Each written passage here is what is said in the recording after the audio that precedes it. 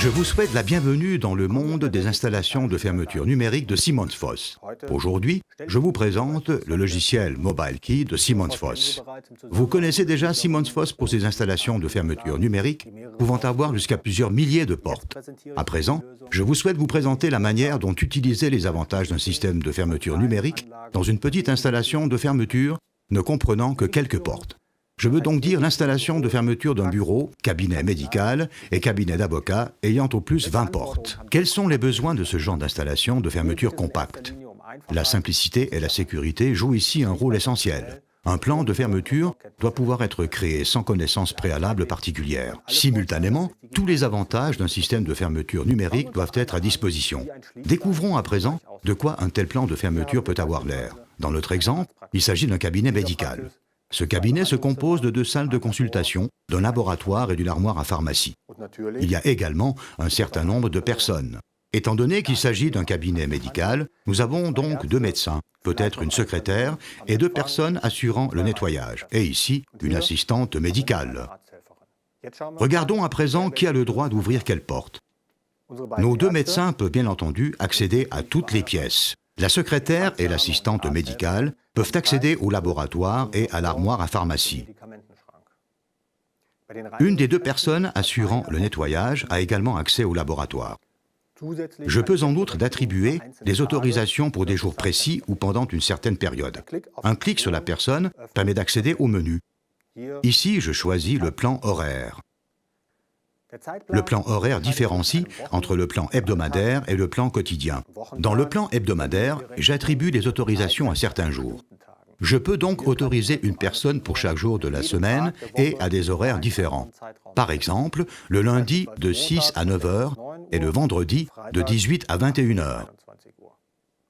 Dans le plan quotidien, je définis les plages horaires qui sont identiques chaque jour de la semaine.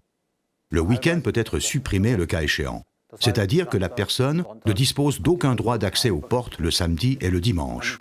Il est également possible d'effectuer des paramétrages au niveau de chaque porte. Pour ce faire, cliquez sur la porte souhaitée et sélectionnez « Éditer ». Ici, vous paramétrez la durée de couplage du cylindre. Si vous choisissez « Ouverture permanente », la porte reste, après avoir été actionnée par un transpondeur, couplée jusqu'à ce que vous actionnez à nouveau le transpondeur. Après avoir effectué tous les paramétrages, il ne me reste qu'à programmer les composants. J'installe l'application de programmation sur mon ordinateur Windows et je peux ensuite effectuer toutes les tâches de programmation à l'aide de la clé de programmation. Dès que je me suis connecté à l'application de programmation, je vois toutes les tâches de programmation à effectuer. La distance par rapport à la clé de programmation doit être d'environ 5 à 20 cm. Cliquez une fois sur la tâche de programmation et le reste s'effectue automatiquement. Pour finir, il ne reste qu'à clarifier la question de savoir quels sont les éléments pertinents pour votre installation de fermeture. Tous les anciens cylindres de fermeture mécanique peuvent être à présent remplacés par des cylindres de fermeture numérique.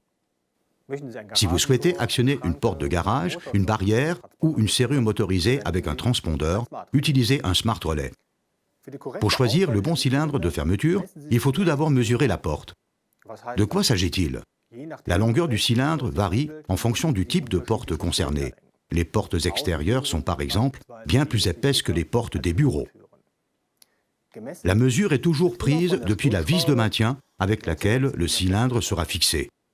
De là, vous mesurez les dimensions intérieures et extérieures. N'oubliez pas de mesurer également la plaque béquille ou la rosace. Dans le cas contraire, le cylindre sera trop court et ne pourra pas être monté. Dans notre situation, nous avons une dimension extérieure de 30 mm et une dimension de 28 mm.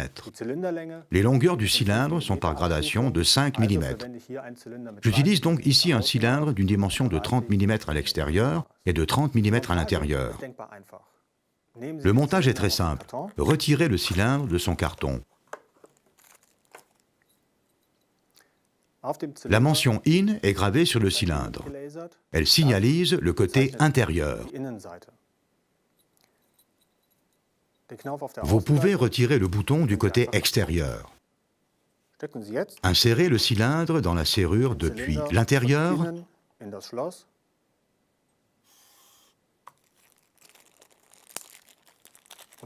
et vissez fermement la vis de maintien.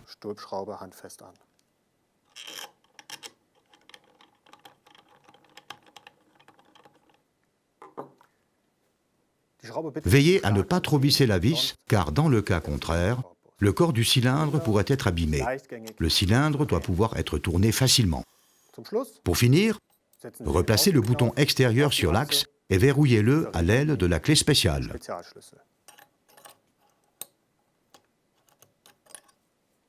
Si vous avez des questions concernant le choix des produits, le mesurage ou le montage, n'hésitez pas à contacter le revendeur près de chez vous. Il répondra à vos questions avec plaisir. La liste des revendeurs de votre région se trouve sur notre page d'accueil sous www.simonsfoss.com.